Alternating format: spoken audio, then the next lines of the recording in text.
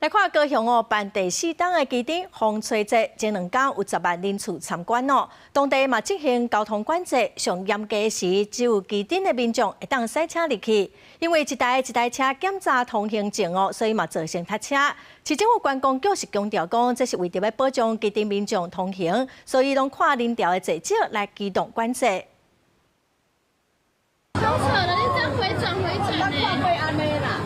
基点道路头前，人哭到几连，连当地居民拢讲无看过遮尔离谱的景象。而是到暗时，基点老街约伫真侪观光客，为的就是这寡严厉的风吹。基点风吹节今年进入第4年，当地居民不办活动期间，伫重要路段设点，半早基点居民的身份造成沿路大塞车。叫我要往回开，我跟他讲我是旗津人，到贝壳馆的时候又要叫我往回开。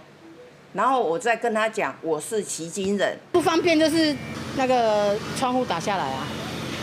如果塞车的话，其实塞车真的是很麻烦啊，因为我们旗津只有一条路。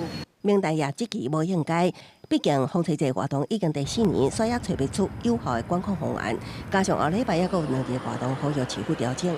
为了保障旗津居民权益，由现场的员警询问是否为旗津居民，只需告知是当地居民即可放行。高雄市政府应该要引领一个好的政策，譬如说用通行证，让旗津的居民可以不需要每次停下来做拦检。市府回应顶礼拜六活动，隆重入10万人，现场分4阶段管制，看情况调整。